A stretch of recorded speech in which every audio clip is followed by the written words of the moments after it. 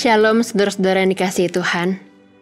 Ketika kita berjerih lelah begitu keras dalam dunia ini, seringkali kita hanya menjumpai kelelahan dan ketidakpuasan. Sebaliknya, ketika kita tidak bekerja sama sekali, kita pun tidak memperoleh apa-apa. Oleh karena itu, hidup kita seharusnya menikmati kecukupan dan kedamaian yang Tuhan berikan kepada kita. Salam jumpa dalam program Tuhan adalah Gembalaku.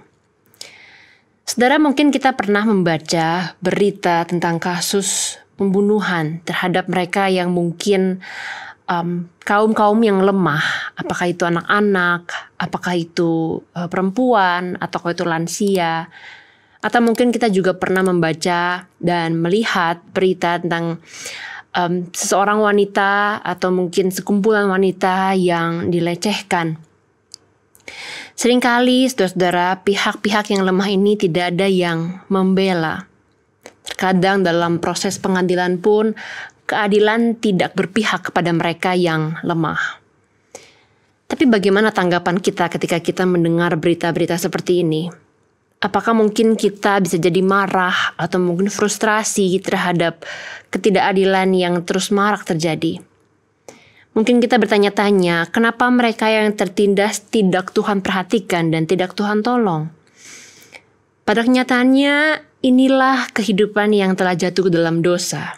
Dan inilah dunia yang kita diami. Dan pengkhotbah itu telah mengalaminya terlebih dahulu, semua kejahatan ini, dan memberi nilai terhadapnya melalui perikop yang akan kita baca hari ini. Hari ini kita membaca firman Tuhan yang terambil dari Pengkhotbah 4 ayat 1 sampai ayat 6 yang berbunyi demikian. Aku melihat lagi segala penindasan yang dilakukan di bawah matahari. Lihatlah, air mata orang-orang yang ditindas dan tak ada yang menghibur mereka. Di pihak para penindas ada kekuasaan, tetapi tak ada yang menghibur mereka. Sebab itu aku menganggap orang mati yang sudah lama meninggal lebih bahagia daripada orang yang masih hidup. Tetapi yang lebih baik daripada keduanya itu ialah orang yang belum ada, yang belum melihat perbuatan jahat yang dilakukan di bawah matahari. Aku melihat bahwa segala jeripaya dan segala keterampilan dalam pekerjaan berasal dari rasa iri seseorang terhadap yang lain. Ini pun kesia-siaan dan usaha menjaring angin. Orang yang bodoh berpangku tangan dan memakan dagingnya sendiri. Segenggam ketenangan lebih baik daripada 2 genggam jeripayah dan usaha menjaring angin.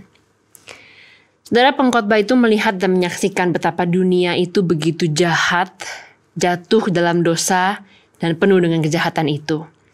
Dan salah satu hal yang ia soroti ketika dunia itu jatuh dalam dosa adalah permasalahan kemanusiaan, yaitu penindasan. Pengkhotbah itu menggambarkan kepada kita bahwa penindasan itu terjadi di mana-mana, tapi tidak ada jalan keluarnya.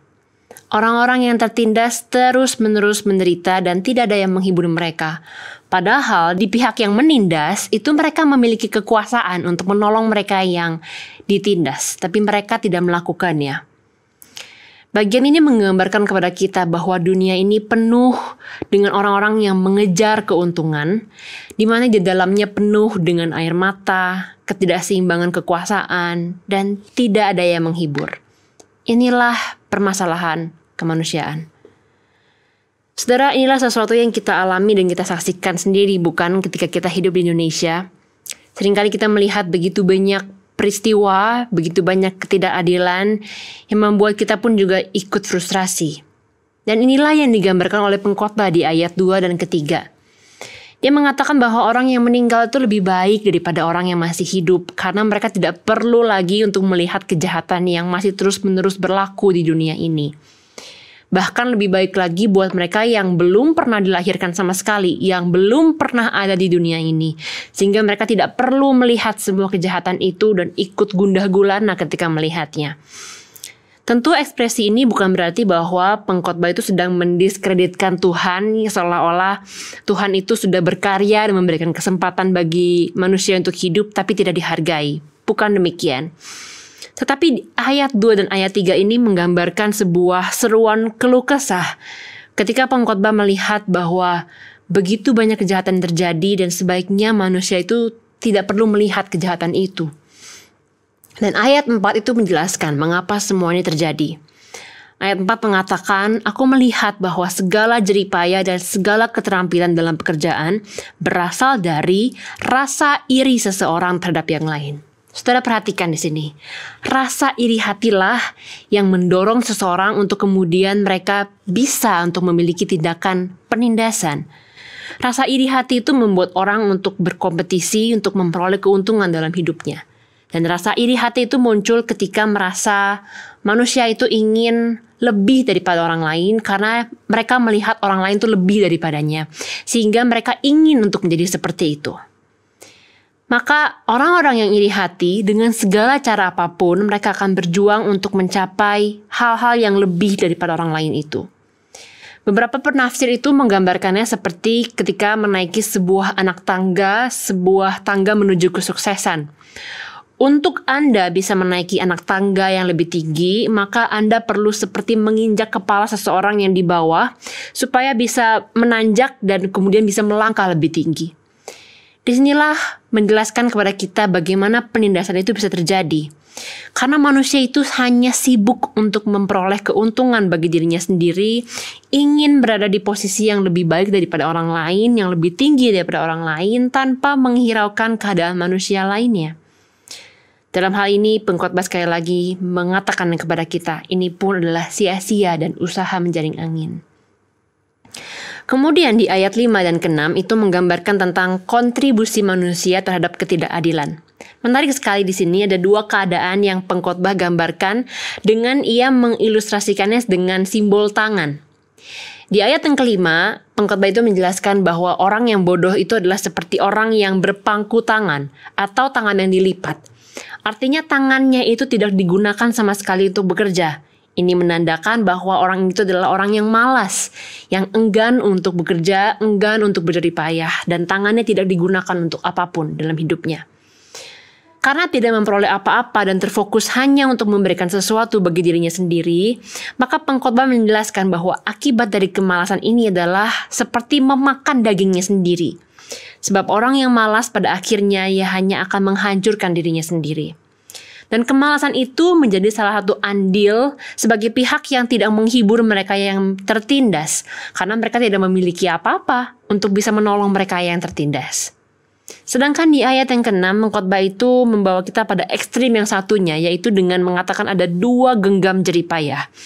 Dua genggam jeripaya ini artinya ada dua tangan yang digunakan sungguh-sungguh bekerja keras, berjeripayah, berupaya untuk menghasilkan uang sedemikian rupa, menimbun kekayaan sedemikian rupa. Maka ini seperti digambarkan dengan keadaan orang yang di awal tadi, yang dikatakan orang yang iri hati. Bahwa mereka itu terus-menerus berjuang untuk mencapai keuntungan dalam kehidupannya dan tidak mempedulikan keadaan orang lain. Dan inilah orang yang digambarkan dengan dua genggam jeripaya itu. Tapi pengkhotbah pun mengatakan bahwa orang yang dengan dua genggam jeripaya itu pun tidak akan pernah puas. Maka di ayat 6 pengkhotbah itu menawarkan sebuah solusi kepada kita. Lebih baik ada segenggam ketenangan. Bukan tangan yang berpangku atau dilipat, yang artinya malas-malasan atau tidak bekerja sama sekali. Bukan pula dengan dua tangan yang bekerja sedemikian rupa, berjerih payah, memperoleh uang tanpa mempedulikan orang lain.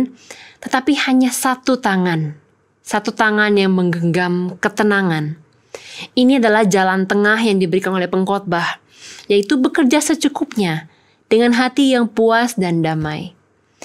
Saudara sekalian, jalan tengah yang ditawarkan oleh pengkhotbah kepada kita itu menyatakan kepada kita bahwa di antara kemalasan dan kesibukan mengejar kesuksesan itu ada hal yang lebih baik, yaitu kedamaian dan ketenangan.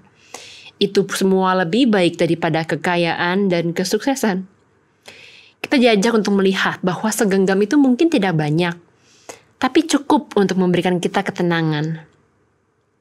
Melalui perenungan hari ini, pengkhotbah itu sekali lagi mengingatkan kita bahwa tidak ada yang lebih baik daripada bekerja secukupnya dan menikmati pemberian Allah. Tidak perlu kita menjadi iri hati, melihat orang yang lebih daripada kita, kemudian kita berupaya untuk bisa menjadi sepertinya, tapi berusaha menghalalkan segala cara, karena itu semua hanya akan berujung kepada kesia-siaan. Oleh karena itu saudara-saudara, kemanapun mata kita mengarah, kemanapun kaki kita melangkah, biarlah kita selalu mampu untuk menemukan kedamaian dan kecukupan yang Tuhan berikan melalui semua pemberian Allah dengan ungkapan syukur dan dengan puas hati di dalam Allah. Mari kita berdoa. Tuhan, kami bersyukur bahwa sekali lagi kami boleh mendengarkan firman-Mu, boleh belajar daripada-Mu. Kami menyadari Tuhan bahwa kehidupan ini tidak bisa kami sepenuhnya hanya mengejar keuntungan bagi diri kami sendiri. Tidak bisa juga kami tidak bekerja sama sekali. Namun Tuhan, kami menyadari bahwa kami seharusnya hidup dengan cukup, dengan segala yang Tuhan berikan, berterima kasih atas semua pemberian itu dan menikmatinya. Tuhan, ajarkan kami untuk boleh selalu meletakkan nilai diri kami di dalam Tuhan, bukan kepada hal-hal yang kami pikir paling benar menurut hikmat kami. Tuhan, tolong kami dalam hari ini, sekiranya kami boleh menjalani hari bersama-sama dengan Tuhan, sesuai dengan tujuan dan panggilan-Mu. Dalam nama Tuhan Yesus kami berdoa dan mengucap syukur. Amin.